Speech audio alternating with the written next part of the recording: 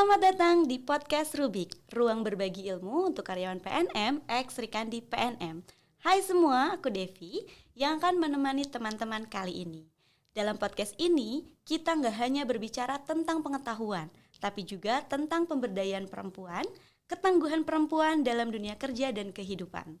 Selain itu, bagaimana perempuan bisa menjadi pemimpin, inovator, dan pengambil keputusan yang berdampak bagi perusahaan.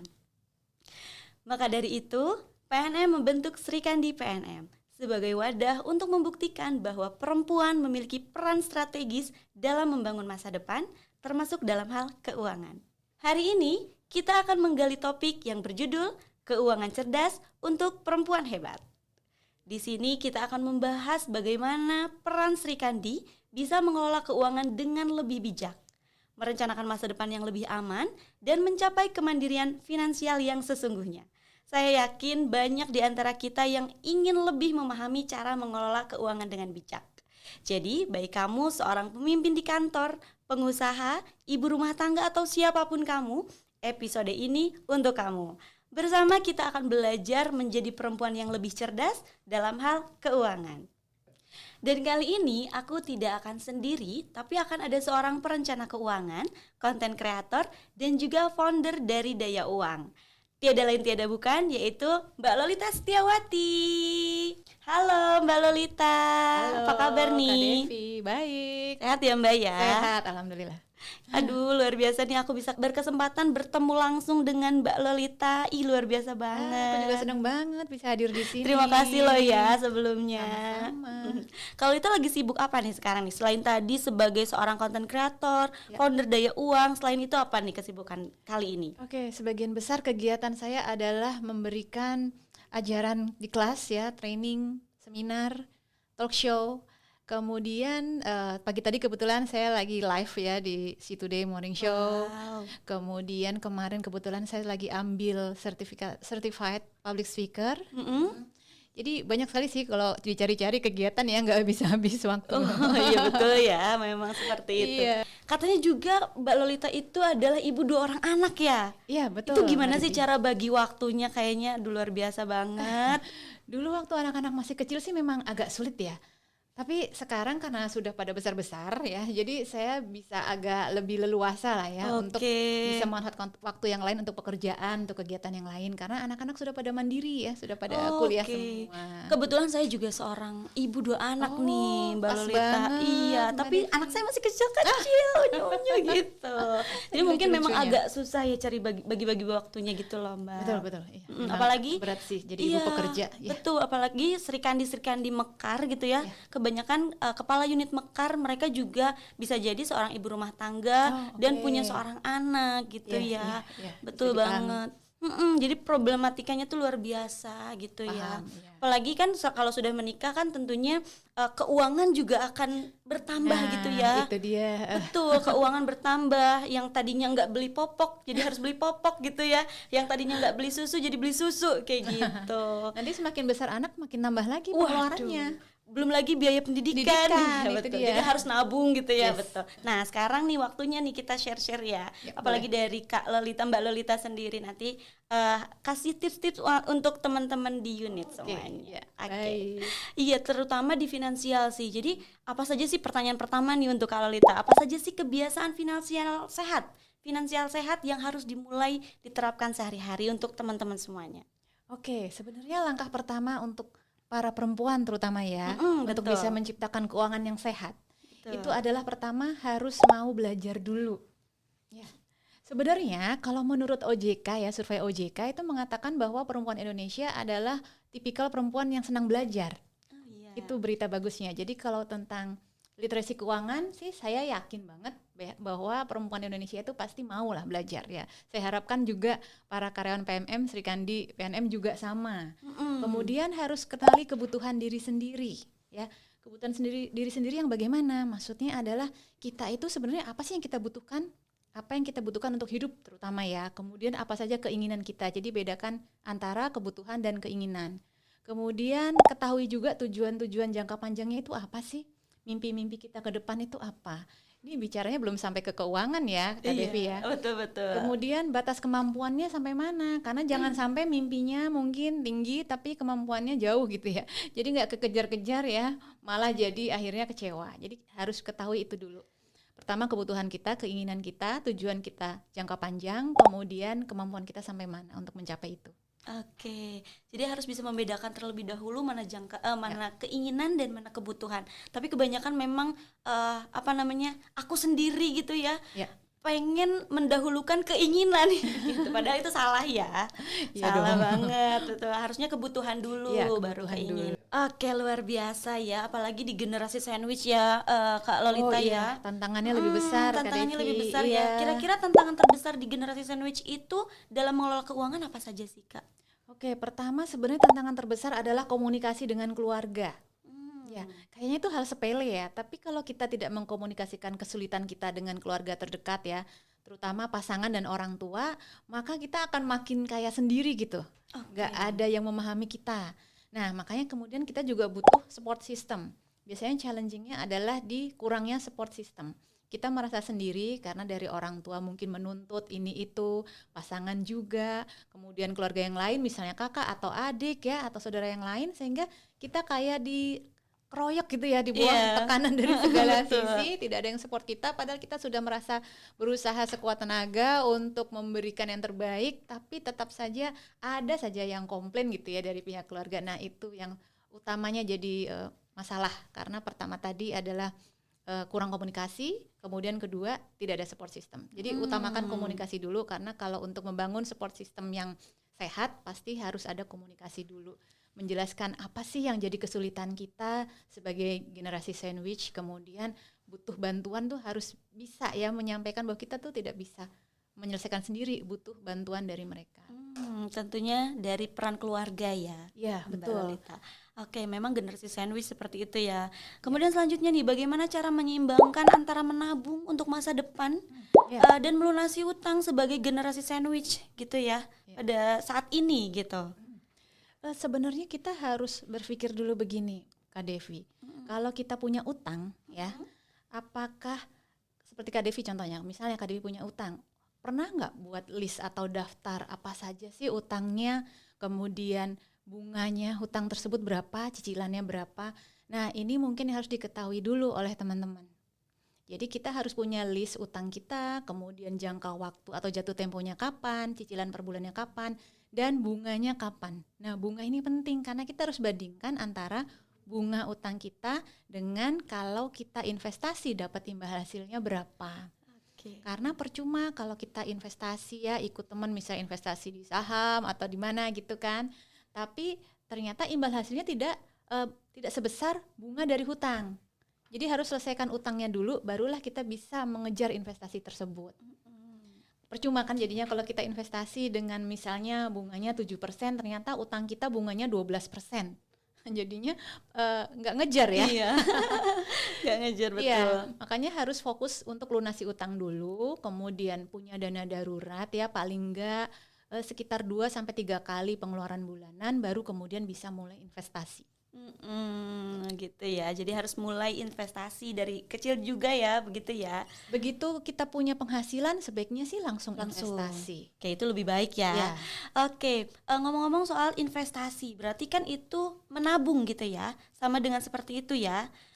Beda Kak Devi. Beda. Kalau menabung itu kan berarti kita menyisihkan uang untuk nanti dipakai. Kemudian misalnya biasanya antara 6 bulan sampai dengan 1 tahun. Tapi investasi itu lebih kepada kita menanamkan uang kita untuk dapat imbal hasil di jangka panjang. Biasanya 3 tahun sampai dengan ya tak terhingga ya sampai umur nanti atau tujuan keuangan kita nanti. Oke, baik. Nah, tadi kan kita sudah membahas tentang investasi juga ya. Nah, pertanyaan selanjutnya, bagaimana cara terbaik untuk menyiapkan dana pendidikan anak-anak sambil tetap mengelola biaya kesehatan orang tua kita? Gitu. Ya, itu juga masalah sandwich generation ya, Kak Devi ya. Sandwich. Nah, untuk orang tua, mungkin teman-teman bisa mulai dari memastikan bahwa orang tua kita itu punya asuransi kesehatan. Karena namanya orang sudah tua ya, di atas 60 tahun terutama, pastinya akan sering ada sakit-sakit gitu kan ya. Ada penyakit bawaan dan sebagainya. Jadi pasti ada waktunya perlu ke bolak-balik ke rumah sakit lah, ke dokter cek atau butuh obat. Nah itu pasti butuh biaya besar ya. Kalau hanya dari penghasilan kita bulanan nanti akan lama-lama mengganggu kondisi keuangan kita sendiri. Kita juga nggak bisa investasi, nggak bisa untuk tujuan keuangan yang lainnya, padahal kan itu penting juga. Jadi siapkan asuransi kesehatan untuk orang tua. Paling nggak BPJS-nya aktif terus lah untuk orang tua ya, itu yang minimal. Kemudian yang kedua harus punya asuransi jiwa. Asuransi jiwa atas nama siapa? Atas nama kita sebagai pencari nafkah. Karena kalau ada apa-apa sama kita, nanti uang pertanggungannya itu bisa untuk anak kita, ahli waris, atau bisa juga untuk biaya hidup orang tua. Jadi siapapun yang jadi tanggungan kita, nanti akan digunakan untuk biaya hidup mereka. Itu juga nanti bisa digunakan untuk dana pendidikan. Nah ini dia kaitannya dengan dana pendidikan, berarti yang ketiga harus siapkan dana pendidikan untuk anak. PR-nya jadi banyak ya, Iya, PR-nya betul. banyak. Banyak banget ya. Tapi asuransi jiwa tadi tuh bisa membantu kalau misalnya terjadi sesuatu sama kita, tapi dana pendidikan anak kita akan tetap terjamin di masa depan. Tapi tetap harus siapkan juga investasi pendidikan. Harus ada investasi pendidikan gitu ya. Iya betul, untuk anak. jangka panjang. Karena pendidikan itu Kak Devi inflasinya tinggi. Kalau di Indonesia ini kan inflasi rata-rata menurut BPS 4 sampai dengan 5%. Tapi inflasi pendidikan itu bisa sampai dengan 15%. Wow. Inflasi kesehatan, biaya kesehatan bisa sampai dengan 13%. Jadi sama-sama tinggi. Sama-sama tinggi ya. Naiknya cepat gitu. Jadi kalau sekarang kita misalnya survei ke perguruan tinggi, kalau biaya pendidikan sekarang berapa sampai dengan lulus 100 jutaan misalnya, 10 tahun lagi mungkin bisa 2 kali lipat, 3 kali lipat. Luar biasa ya, kenaikannya langsung cepat. Jadi harus siapkannya dari mulai anak mulai lahir atau bahkan dari rencana punya anak pun sudah mulai siapkan. Wah luar biasa nih ya teman-teman semuanya, jadi harus memikirkan jangka panjangnya gitu. Oke, ngomong-ngomong soal investasi lagi nih tadi nih, kira-kira jenis investasi apa sih yang paling cocok untuk perempuan di generasi milenial yang baru memulai gitu? Oke, kalau generasi milenial atau investor pemula ya, investor pemula berarti jangan coba-coba langsung ke investasi yang risiko tinggi. Kenapa begitu? Karena namanya baru pemula, jadi kan harus belajar step by step ya. Dari yang risikonya rendah dulu. Risiko rendah, tinggi, sedang itu gimana sih? Apa bedanya?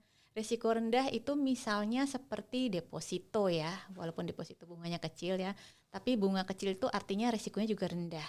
Kemudian reksadana, bisa reksadana pasar uang, bisa reksadana pendapatan tetap. Kemudian surat berharga negara, mungkin Kak Devi sering dengar ya, ORI, Sukuk, fixed rate atau FR, itu resikonya rendah karena dijamin oleh undang-undang. Kemudian satu lagi juga yang relatif rendah adalah emas. Nah biasanya teman-teman perempuan kan cukup familiar ya dengan emas ya. Tapi ingat jangan pakai emas perhiasan. Karena kalau kita investasi emas perhiasan itu dibilang investasi bukan, tapi barang dipakai sendiri juga gimana ya, tetap bisa dipakai sendiri tapi ada unsur investasinya hanya kecil sekali. Karena kalau kita jual lagi perhiasan emas, akhirnya kita akan kena ongkos ya, ongkos pembuatan, akan dipotong ongkos pembuatan biasanya sekitar 20-30%. Cukup besar. Jadi sebaiknya investasinya di emas LM. Ya, bisa bentuk yang batang atau bisa juga yang tabungan emas digital. Nah, emas ini tapi tidak bisa untuk investasi jangka pendek. Tadi kalau deposito kan bisa ya, 1 bulan, 3 bulan, reksadana juga bisa. Kalau surat berharga negara mungkin bisa sampai 3 sampai dengan 5 tahun, tapi kalau emas saya sarankan di atas 3 tahun karena kan harganya berfluktuasi. Jadi itu yang bisa dicoba sama teman-teman yang masih investor pemula ya di produk-produk tersebut. Di emas ya. Memang banyak yang salah mengartikan. Yang penting nabung emas gitu. Kayak gitu, padahal nggak semua emas ya. Betul. Apalagi mas baso, salah banget. Yang ada kitanya yang rugi. Iya betul banget. Aduh luar biasa. Kalau misalkan udah investasi kan berarti sudah ada penghasilan tambahan gitu ya. Bisa dibilang passive income. Passive income. Kalau untuk passive income yang bisa diandalkan adalah surat berharga negara. Karena kita akan dapat kupon bisa per bulan atau per 3 bulan. Tapi kalau untuk emas, reksadana itu tidak bisa dijadikan semacam passive income karena kita akan menunggu sampai dia bisa dicairkan. Jadi imbal hasil atau bunganya itu bergulung terus gitu. Ya. Jadi untuk capital gain ya istilahnya nanti modalnya akan balik ke kita tapi plus keuntungan. Kalau kita cari passive income lebih baik di surat berharga negara atau di fixed rate ya. Nah, obligasi fixed rate. Oh wah luar biasa ya. Itu juga menghindari dari yang namanya pinjaman online ya. Kayak gitu-gitu ya. Yang penting kan nanti kan ada uang tambahan gitu kan masuk passive income. Gitu. Jadi betul. Menghindari yang namanya pinjaman online gitu. Nah, salah satunya caranya salah satunya. Oke. Nah, pertanyaan selanjutnya nih, ngomong-ngomong soal pinjaman online. Apa saja sih risiko utama nih menurut Kak Lolita? Dan dampak jangka panjangnya dari mengambil pinjaman online? Karena kan sudah marak ya pinjaman online ya. Iya, betul sekali. Nah, ini juga adalah salah satu concern ya untuk kita semua. Jadi, kalau kita ambil pinjaman online itu rata-rata masyarakat Indonesia ngambil pinjaman online adalah untuk kebutuhan sebenarnya. Ada kebutuhan kesehatan ya. Nah, kenapa sampai ada kebutuhan kesehatan dan terpaksa diambil pinjaman online? Mungkin karena tidak ada asuransi. Kemudian yang kedua adalah untuk bayar utang lagi. Jadi gali lubang tutup lubang. Itu juga banyak terjadi. Iya betul. Ya, jadi ambil pinjol untuk pinjol yang lain itu sering juga ya. Nah, ini makanya dari awal harus dihindari karena takutnya nanti jadi seperti itu. Nah, tujuan lainnya masyarakat ambil pinjaman online biasanya untuk keinginan, untuk self reward, untuk healing, ya. Itu kadang-kadang juga sering terjadi, iya. Atau mungkin untuk upgrade peralatan ya, gadget, atau untuk konsumtif lainnya ya, seperti penampilan dan sebagainya. Nah, itu kan sebenarnya sesuatu yang habis sekarang. Jadi waktu kita beli barangnya, habis itu ya udah nggak bisa dijual lagi dengan mudah gitu ya. Kalaupun laku pun harganya jatuh. Nah, kalau seperti itu dibiayai dari pinjaman online, kita yang dirugikan sendiri karena bunga pinjaman online juga tinggi sekali, ya tinggi. Sekitar sehari itu sekitar 0,4% yang resmi. Kalau pinjol yang tidak resmi lebih tinggi, jauh di atas itu. Wow. Kemudian selain bunganya, kalau kita telat bayar kita kena denda. Iya, dan denda dan bunga itu bergulung terus. Jadi kalau seseorang itu ambil pinjaman online, ya. Dan dia tidak bayar, mungkin dalam jangka waktu 1 tahun bisa double utang yang harus dibayar. Itu yang harus hati-hati. Nah, kemudian karena dia fokusnya melunasi utang, jadinya susah mencapai target tabungan atau target investasi. Tujuan-tujuan keuangannya susah tercapai gitu. Kemudian nanti kalau sampai macet ya, misalnya nih pinjamannya amit-amit gitu ya, nggak bisa dibayar karena ya udah pusing lah ya melunasi terlalu banyak pinjaman online. Jadi saya pernah ketemu seseorang itu yang pinjaman online sampai 10, Kak Devi. Wow, 10 akun? Iya, 10 akun. Ada yang legal, ada yang ilegal. Waduh, serem ya. Nah, kalau udah seperti itu gimana? Berarti terancam kredit macet. Kalau sudah kredit macet, nanti bisa-bisa dikejar-kejar kreditur. Kan nggak mau ya dikejar-kejar. Apalagi kalau pinjaman online yang ilegal, kadang-kadang suka menteror. Iya. Teleponin keluarga kita ya, kontak teman-teman kantor, ya. Atasan, kan ngeri ya. Udah kemana-mana. Kemudian nanti lama-lama aset bisa disita. Kita terpaksa jual aset untuk lunasi utang. Kemudian nanti ada catatan nih, kalau misalnya kita pinjam online di yang platform yang legal, itu pasti akan tercatat di OJK. Jadi ya, slik kita jelek ya. Jelek, informasi keuangan. Itu jelek dan nilainya itu kalau paling jelek 1 ya, paling bagus 5. Nah, itu juga harus kita perhatikan karena kenapa kok slik aja dipermasalahkan? Khawatirnya nanti di masa depan teman-teman saat akan mengajukan pinjaman yang memang benar-benar dibutuhkan, misalnya ingin ambil KPR ya dan sebagainya atau untuk usaha, tidak akan dapat ya, tidak akan di-approve gitu, tidak disetujui pinjamannya karena kredit skornya jelek, sliknya jelek. 1, kedua nanti kalau mau cari kerja, misalnya pindah kerja atau mungkin memang butuh kerjaan baru gitu ya. Dan saat kita melamar mungkin saja pemberi kerja akan cek slik kita. Karena sekarang banyak pemberi kerja tuh yang takut punya pegawai yang punya riwayat kredit skor jelek. Nanti akan mempengaruhi produktivitas, mengganggu teman kerja yang lain ya. Jadi untuk menghindari resiko itu biasanya mereka bisa cek ke slik ya. Efeknya sampai sejauh itu sih. Wah, luar biasa ya. Kebetulan memang apalagi anak-anak mekar gitu ya. Jadi anak-anak mekar itu lebih ke bawah ke bawah lifestyle-nya. Jadi dia bela-belaan beli padahal dia belum mampu, contohnya kayak gitu. Nah kan bisa jadi kan akhirnya dia beli mengajukan ke pinjaman online ini. Iya, Itu kan iya, dampaknya iya. kan luar biasa ya. Ya. Seperti itu. Nah itu Nah, iya.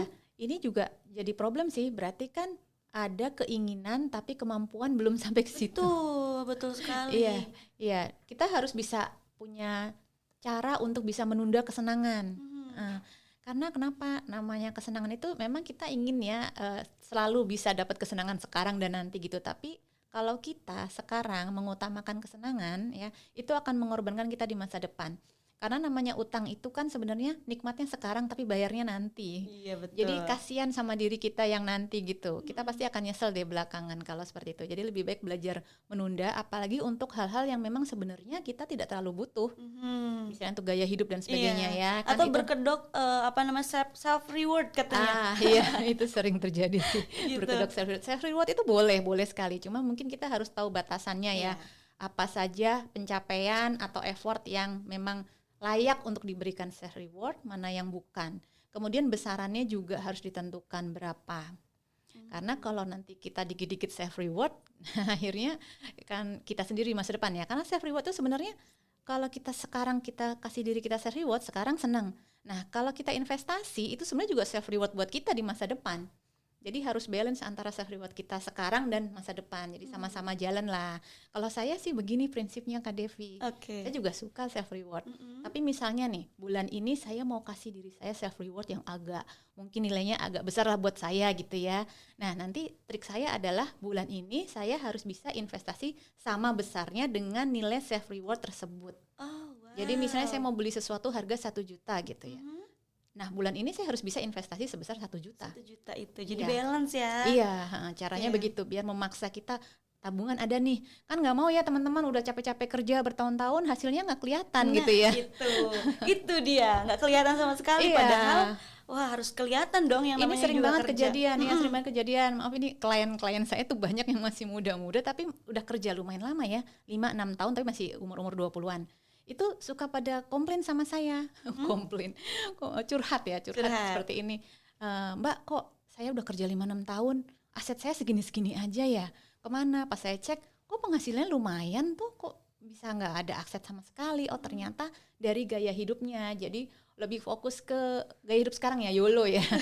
YOLO tapi lupa investasi. Satu lagi FOMO, fear of missing out. Nah, itu. Ada satu lagi FOPO. Apa tuh FOPO? Fear of people opinion. Waduh. Jadi takut nanti orang ini yang ngejudge kita ya. Wah kok dandanan kerjanya udah 5 tahun, dandanannya kayak gitu-gitu aja, HP-nya masih merek itu ya, sepatunya cuma gitu. Nah, kita takut dijudge, wah berarti belum sukses nih gitu kan ya. Gitu ya. Padahal namanya orang lain ngejudge tuh kan dari pandangan dia dari luar ya.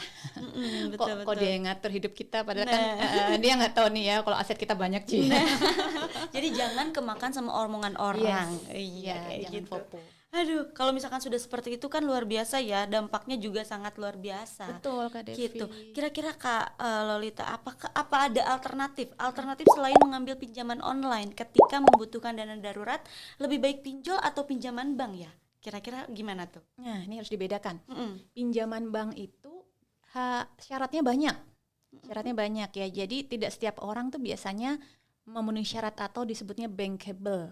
Nah, kalau pinjaman ke bank itu biasanya untuk pinjaman-pinjaman produktif, misalnya untuk usaha atau untuk aset yang nilainya naik terus kayak tanah ya, properti gitu. Kemudian untuk kendaraan ya. Itu ada lewat bank atau lewat institusi keuangan. Tapi kan karena tidak semua orang bankable ya, jadi ada yang terpaksa akhirnya ambil pinjaman online. Seperti orang-orang yang punya bisnis ya, pengusaha kecil UMKM, itu tidak semua bankable, tidak semua memenuhi syarat untuk pinjam di bank. Maka terpaksa lewat pinjaman online. Karena awalnya itu sebenarnya tujuan ada pinjaman online itu adalah sebenarnya untuk usaha, modal usaha. Biar semua orang yang ingin mulai usaha tidak punya modal, bisa mulai ya dengan dana yang diambil dari pinjaman online tadi. Tapi kemudian muncullah skema pinjaman online untuk tujuan konsumtif. Iya betul sekali. Nah kalau memang kita butuh banget nih ya suatu hal, misalnya karena sakit atau karena kita butuh untuk perbaikan rumah yang sifatnya urgent atau darurat dan kita sudah kehabisan dana darurat, maka langkah berikutnya yang harus kita lakukan adalah cek aset kita. Apa sih kira-kira aset kita yang masih bernilai yang bisa dijual atau digadaikan nih kalau terpaksa sekali ya. Kemudian barulah kita cari pinjaman ke pinjaman lunak nih keluarga temen, nah barulah ke situ. Terakhirlah baru pinjaman online. Makanya penting sekali teman-teman kalau sekarang kondisinya masih aman-aman aja, tolong siapkan dana darurat. Ya, dana darurat itu penting sekali karena kita nggak pernah tahu kapan ada kejadian darurat dalam hidup kita. Darurat itu artinya adalah hal yang tidak diinginkan dan tidak diduga kapan terjadinya. Bisa besok, bisa lusa. Jadi harus siap terus dana darurat minimal sekali 3 kali pengeluaran bulanan. Oke, gitu ya. Oke, itu kan dana darurat ya. Kalau misalkan kayak Shopee Pay Later, terus apa ini disebut nggak apa-apa ya? GoPay Later, pay later lain itu gimana tuh Kak? Itu bukan darurat ya. Kalau lihat-lihat apa yang lucu masuk keranjang itu nggak darurat. Ya. Langsung dicekot gitu Langsung ya. check out. Nah, kalau seperti itu kita bayarnya pakai utang, ya seperti saya bilang tadi, berarti kan nikmatnya sekarang nanti harus dibayar. Kalau memang yakin bisa bayar, kan sekarang banyak ya pay later yang ada promo-promonya gitu ya. Jadinya tergiur kan, jadinya. Nah, lumayan nih nanti dapat cashback atau apa. Kalau bisa pastikan nanti bisa bayar bulan depan gitu ya, dan jumlahnya tidak terlalu besar. Kalau saya kasih batasan sekitar 30% ya dari penghasilan bulanan. Jadi misalnya penghasilan bulanan 5 juta contohnya. Jangan susah ngitungnya. 6 juta gitu ya. Oke. 30% utangnya berarti kan 3 triliun 1,8 ya. Iya, betul. Berarti sekitar 4,2 juta lah sisanya. Nah, 1,8 itu yang boleh dijadikan cicilan utang. Oke. Misalnya gaji kita 6 juta, ya udah kita cuma boleh ambil pay later 1,8 juta. Maksimal. Asal nggak punya utang lainnya. Nah, gitu. Kalau sudah ada utang lainnya itu juga harus diperhitungkan. Misalnya utang lainnya 1 juta, berarti sisanya tinggal berapa tuh? 800.000 ya buat pay later. Oke. Jadi harus diperhitungkan ya teman-teman, jangan lebih dari berapa persen tadi? 30%. 30%. Jadi cicilan utang itu tidak boleh lebih dari 30% penghasilan bulanan. 30% loh teman-teman loh, jangan lebih. Kalau misalkan ternyata lebih dari 30, nih teman-teman harus hitung-hitung lagi, jangan sampai terjun ke sana gitu ya. Karena kalau lebih dari itu takutnya nih ya, kita kan nggak tahu ya namanya nasib ke depan gimana ya. Kalau misalnya penghasilan tiba-tiba turun atau kehilangan pekerjaan, maka kita akan kesulitan untuk melunasi cicilan ke depannya, dan mengganggu juga ya, mengganggu anggaran kita. Kan udah dibagi-bagi nih anggaran, 30% untuk cicilan dan yang lain untuk kebutuhan hidup saat ini, dan untuk masa depan juga investasi. Kalau misalnya cicilan kita kegedean, nanti yang lain kan sisanya wah nggak kebagian dong ya. Iya. Oke, luar biasa ya. Ini masih nyambung nih kaitannya sama pinjaman gitu ya. Ada yang namanya judi online. Ya kan, ada yang namanya judi online. Banyak juga yang tergiur ke sana. Menang sekali lagi dan lagi, padahal itu jebakan gitu ya. Nah, apa saja sih Kak risiko utama dan dampak panjang dari melakukan judi online ini? Oke, akibat judi online. Nah, judi online ini kan sebenarnya menguji ya, menguji rasa cukup kita. Jadi kita benar-benar sudah merasa cukup atau tidak ya. Nah, kalau kita keseringan ikut judi online, itu awalnya mungkin hanya ingin tahu biasanya. Ingin tahu, kepo atau iseng gitu. Penasaran ya. Terus dapat untung ya kan. Setelah dapat untung terus kok lumayan nih. Kemudian muncullah rasa serakah gitu ya. Ingin lebih ya, tidak pernah puas gitu. Kemudian lama-lama ketagihan. Ketagihan ikut terus ya. Nah, kalau sudah begitu biasanya kan itu ada algoritmanya. Awal-awal memang mungkin masih untung ya, lama-lama mungkin akan berbalik ke kita ya, nggak dapat lagi gitu. Nah, itulah yang udah disebut terjebak judi. Nah, kalau sudah terjebak judi, kadang-kadang orang karena masih ketagihan akhirnya ambil utang. Mungkin modalnya habis ya, biasanya ngambil utang terus nanti utang di sini, utang di sana untuk main judi. Judinya ternyata kalah, akhirnya bangkrut dan menyengsarakan keluarga. Yang kasihan itu sebenarnya keluarganya. Mungkin Kak Devi pernah dengar ya waktu itu ada cerita katanya korban judi online mau dikasih bantuan sosial gitu. Nah, iya betul, gimana tuh? Takut banget. Ternyata maksudnya dikasih bantuan sosial tuh keluarganya yang terimbas ya. Karena memang saya bukan membenarkan atau menyalahkan kebijakan itu, tapi yang benar adalah memang keluarga yang paling terimbas ya. Terimbas karena apa? Kalau misalnya di keluarga kita ada yang terjebak judi online ya, ketagihan judi online, itu pasti nanti keluarga akan kena imbasnya, yaitu dia biasanya akan ngambil dari keluarga tuh ya, pelan-pelan mungkin minta ini minta itu, bilangnya untuk tujuan yang lain tapi dipakainya untuk judi. Kemudian kita juga terlalu sibuk dan tidak memperhatikan keluarga pasti ya, efeknya akan panjang. Yang kasihan adalah keluarga. Jadi kalau teman-teman berharap ada hasil dari judi online, nanti kan juga untuk keluarga juga. Tidak, nanti akan keluarga juga yang dapat imbas negatifnya. Kenanya ya. Iya, betul. Karena namanya judi itu awal-awalnya aja kita dikasih seneng gitu ya. Habis itu kita akan ditinggal. Iya, betul banget. Enak di awal doang. Iya. Jadi harus hati-hati karena pasti akan ada momennya kita dirugikan. Oke. Iya ya, betul, dampaknya memang ke keluarga. Nah, kalau misalkan ternyata keluarga nih, dari peran keluarga berarti ya, apa nih yang harus dilakukan untuk membantu keluarga atau rekan yang sudah terjebak dalam judi online nih, agar mereka tuh bisa langsung berhenti gitu, minimal tobat lah gitu ya. Gimana tuh caranya, Kak? Kalau langsung berhenti mungkin agak sulit ya, pelan-pelan lah ya. Jadi pertama yang bisa dilakukan adalah kita putuskan hubungan dia dengan segala fasilitas berjudi. Misalnya ambil aja gadgetnya gitu, disita gadgetnya ya. Kemudian jangan bantu secara keuangan, karena sekalinya kita kasih uang nanti akan arahnya dia pakai buat judi lagi gitu. Kesana lagi ya. Iya, jadi jangan dibantu berupa uang. Cari tahu juga penyebab utamanya ikut judi itu apa sih sebenarnya. Kadang ada orang yang karena bosen aja cari kegiatan, atau memang karena benar-benar butuh duit cepat gitu ya. Jadi kita sembuhkan dulu atau kita obati penyebabnya apa. Jadi harus ditanyakan benar-benar kenapa sih kok ikut judi ya, awalnya tuh apa gitu.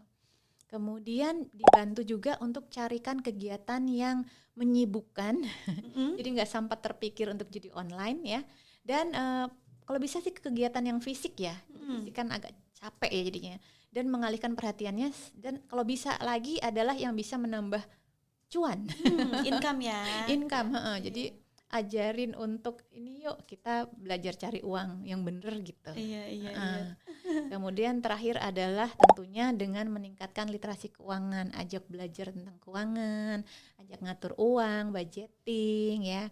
Nah dari situ pelan-pelan mungkin nanti akan bisa berubah lah ya, tapi memang butuh proses. Karena kalau sudah terlalu lama terjebak judi online biasanya memang berat ya.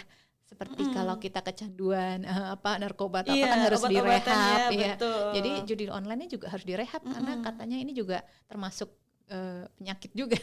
Oke, penyakit ya. Harus dihindari gitu ya. Iya, betul. Oke, Kak Mbak Loli, kita balik lagi ke topik awal, Mbak Loli. Apa langkah awal yang dapat diambil perempuan muda untuk membangun pondasi keuangan yang kuat dan efektif? Oke.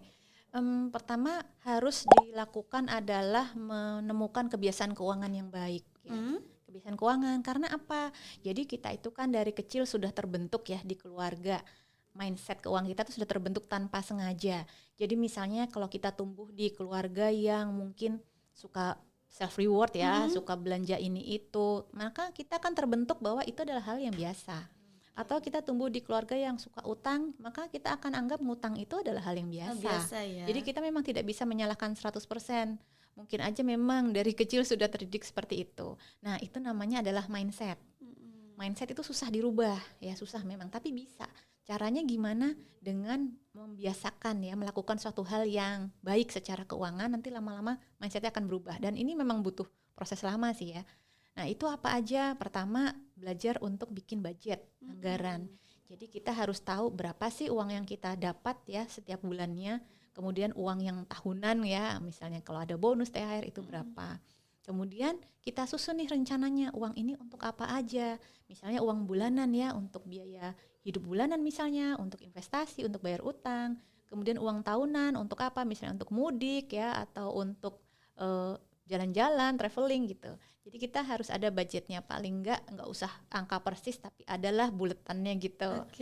Kemudian kalau kita bayar sesuatu ya, mengeluarkan uang, kita catat. Sekecil apapun kalau bisa dicatat.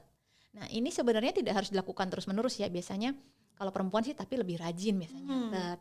Jadi kalau kita udah kerjakan ini sebulan aja, ya sebulan 30 hari berturut-turut gitu, biar kita tahu pola keuangan kita itu seperti apa ya. Kan jangan sampai nanti misalnya udah hampir tanggal gajian nih, tanggal tua gitu ya, kok uangnya udah habis aja. kita nggak tahu nih kemana perginya uangnya. Kalau kita catat pasti kita akan tahu kan. Oh, tinggal cek aja ke catatan. Wah, ternyata kemarin setiap weekend saya jalan-jalan sama teman-teman habis di situ misalnya. Akan ketahuan kalau kita rajin nyatet ya. Nyatet kan sekarang gampang ya, ada aplikasi di handphone. Iya, yang betul. yang lucu-lucu gitu, ada laporannya, ada pie chartnya, ada remindernya. Jadi ngasih info nih kalau udah hampir over budget gitu ya. Gampang banget lah sekarang, banyak banget yang bisa kita pakai. Jadi kalau punya smartphone yang mahal, sayang kalau nggak dipakai, fitur-fiturnya banyak sekali. Kemudian berikutnya adalah rutin nabung atau investasi. Jadikan kebiasaan tiap bulan. Jadi begitu ada penghasilan, sebelum dibelanjakan langsunglah investasi aja. Minimal 10% dari penghasilan bulanan. Paling minimal kalau bisa 20% lebih bagus gitu. Terus harus evaluasi juga keuangan. Jadi teman-teman harus punya catatan keuangan. Misalnya punya aset apa aja itu dicatat. Gitu. Punya utang di mana aja dicatat. Piutang juga ya, jangan lupa ditagih gitu ya. Lumayan dicatat ya. juga. Jadi semua dicatat. Kenapa begitu? Nanti setiap 6 bulan kita cek lagi jumlahnya masih sama atau enggak ya. Kalau berubahnya ke arah baik atau enggak gitu kan. Evaluasi ya. Evaluasi. Utangnya udah turun belum gitu. Investasi udah nambah belum. Jadi kita bandingkan diri kita sekarang sama diri kita yang dulu. Bukan diri kita sekarang dengan teman-teman di sekitar kita kan ya. Kalau kita punya catatan keuangan dan kita evaluasi rutin. Nah, ini harus konsisten sih, karena kalau nggak konsisten percuma. Nah, itu dia, harus konsisten ya. Wah, luar biasa. Nanti lama-lama kita akan berprogres dan mindset yang mungkin tadinya kurang baik jadi lebih baik lagi. Nah, sekarang bagaimana nih Kak? Kan kalau anak-anak Mekar kan gajinya UMR gitu ya. Kalau misalkan gajinya UMR, bagaimana cara mengatur anggaran bulanan yang realistis atau gaji UMR nih dan mudah diikuti oleh generasi sandwich? Gimana, Kak? Memang ini challenging sih ya. Challenging sekali karena kalau kita hidup misalnya di kota besar gitu ya, godaannya banyak. Beda dengan yang tinggal di kota kecil atau di desa, itu biasanya informasinya lebih sedikit, jadi godaannya tidak banyak. Kalau sekarang kan tinggal buka handphone, wah langsung banyak tuh yang bisa dibelanjakan. Karena semua jaraknya dekat ya, ini kita bisa raih lah dengan mudah. Tapi kalau di tempat yang terpencil mungkin akan sulit. Ya, jadi banyak teman-teman mungkin yang tinggal di kota kecil atau di desa mungkin malah lebih bisa berhemat daripada teman-teman yang di kota. Challengingnya kalau kita tinggal di kota seperti itu. Nah, kalau tips dari saya untuk yang UMR ya, sebenarnya bisa kok kita nabung ya. Tapi yang diutamakan adalah gimana caranya ya, di awal kita dapat penghasilan itu langsung bisa disisihkan. Harus dipaksa. Memang harus dipaksa sih, nggak bisa kita nunggu sisanya baru ditabung ya.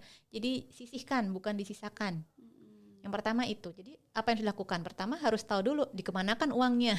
Ini kadang yang pada belum tahu. Kalau kita sisihkan setiap bulan, kita taruh di mana? Nah tadi kan saya sudah sampaikan ya, kalau yang masih pemula boleh di emas, boleh di reksadana pasar uang pendapatan tetap, atau bisa juga di surat berharga negara. Pilih satu aja dulu ya, karena jangan pingin semuanya sekaligus ya, satu-satu aja dulu dicoba. Nah sisanya barulah yang kita boleh habiskan, boleh loh dihabiskan. Boleh dihabiskan bulan itu, tapi ya itu tadi harus ada catatannya ya, harus ada anggarannya, yang mana untuk hidup hari-hari, yang mana untuk keluarga ya kalau kita sandwich generation, dan yang mana untuk kesenangan kita. Oke, jadi harus dibagi-bagi ya. Ya betul. Oke. Biasanya sih persentasenya tuh sekitar, kalau misalnya mepet banget ya keuangannya ya, nabungnya atau investasinya 10%, kemudian untuk biaya hidup sekitar 50%, masih sisa 40 ya. 40 bisa dibagi misalnya 20% untuk kesenangan, 20% untuk keluarga. Ini contoh aja, jadi nggak baku ya. Beda-beda tergantung kondisi masing-masing. Nah, jadi harus dibagi-bagi nih teman-teman ya. Jangan semuanya digunakan untuk self reward. Tapi harus bagi-bagi nih, mana untuk makan, mana untuk healing, mana untuk nabung dan lain sebagainya. Ada persentasenya teman-teman gitu ya Kak ya. Kalau perlu kita bagi-bagi rekening. Atau kalau teman-teman punya tabungan digital yang sekarang ada kantong-kantong itu ya, atau pocket, bisa dibagi-bagi di situ. Iya bisa juga ya seperti itu ya. Jadi punya rekening khusus gitu jadi ya. jangan sampai salah ambil dari pos yang berbeda gitu. Mantap tuh, bisa tuh teman-teman coba nih cara seperti itu. Oke, terakhir nih Kak, bagaimana cara menjaga motivasi dan disiplin dalam mengelola keuangan? Ini karena kayaknya agak susah nih menjaga Oh iya, motivasinya nih. Memang susah sekali sih itu. Pertama ya teman-teman harus tahu tujuan keuangan ke depannya apa. Boleh kok punya mimpi besar, misalnya, saya mau punya rumah di mana gitu ya. Iya. Boleh sekali, nggak apa-apa. Nah, itu jadikan tujuan-tujuan kecil. Misalnya ingin punya rumah gitu ya, di suatu kota gitu. Nah, yang harus diketahui pertama adalah kita tahu dulu nih DP-nya berapa ya, cicilannya nanti berapa gitu. Nah, kita berarti ngejar apa dulu? DP-nya dulu kan. Ngejar DP, oke kita nabung buat DP. Nah, targetnya di tahun berapa nih? Berarti kita potong-potong lagi, tahun ini berarti aku harus bisa nih investasi segini. Tahun depan sekian. Jadi kita bagi-bagi ke mini goals gitu ya, tujuan-tujuan mini. Biar apa? Kalau langsung gede, kita wah jauh banget, nggak akan sampai-sampai gitu ya. Jadi ambil tujuan-tujuan kecil terus. Terus kalau perlu ditulis. Kalau saya sukanya gitu. Jadi apa yang saya harapkan, yang saya impikan tuh ditulis aja atau diketik gitu ya. Terus ditaruh atau ditempel di mobil, di kendaraan kita, atau di meja rias, di meja kerja, di kulkas gitu, di mana-mana. Jadi kita kebaca terus. Jadi karena kita terbiasa lihat itu, kita jadinya wah ini ada mimpi yang harus dikejar nih. Kalau seperti ini berarti apa? Ada yang harus ditahan di sisi lain gitu ya untuk bisa mencapai mimpi tersebut. Oke, kita telah membahas banyak hal penting hari ini, mulai dari tips praktis mengelola keuangan hingga strategi investasi untuk masa depan.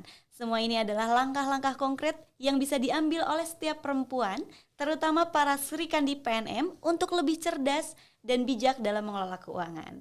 Nah, boleh dong Mbak Loli untuk kasih closing statement dan berikan tips and trik yang cerdas dalam mengelola keuangan untuk Srikandi PNM. Silahkan Mbak. Oke, para Srikandi PNM, tips dan trik yang paling tepat buat teman-teman semua adalah pertama, buatlah anggaran setiap bulannya ya. Salah satunya caranya dengan mengikuti panduan saya ini, yaitu 20% untuk tabungan atau investasi, 20% lagi untuk kesenangan, 20% lagi untuk keluarga bagi teman-teman Srikandi PNM yang sandwich generation, dan 40%-nya lagi adalah untuk kebutuhan hidup. Dan pastikan 20% untuk investasi tersebut segera diinvestasikan di awal teman-teman menerima penghasilan. Jangan ditunda akhir bulan. Yang kedua, pastikan teman-teman Srikandi PNM dikelilingi dengan orang-orang yang punya mindset keuangan dan kebiasaan keuangan yang baik. Karena mereka akan menulari kita juga dengan kebiasaan yang baik. Semangat terus buat Srikandi PNM. Oke, terima kasih Kak Loli. Terima kasih teman-teman semuanya sudah mendengarkan Podcast Rubik X Srikandi PNM. Kami berharap insan PNM mendapatkan manfaat dari episode ini dan merasa lebih terinspirasi untuk mengambil langkah cerdas dalam mengelola keuangan teman-teman semuanya. Oke, sebelum kita tutup ada sedikit pantun nih dari aku. Jalan-jalan ke Gunung Sinabung. Ketemu bebek berbulu lembut. Srikandi PNM cermat menabung. Masa depan cerah, harapan menyambung. Sampai jumpa di episode selanjutnya. Tetaplah menjadi perempuan hebat yang selalu siap menghadapi tantangan dengan cerdas dan percaya diri. Terima kasih semuanya. Terima kasih Mbak Loli.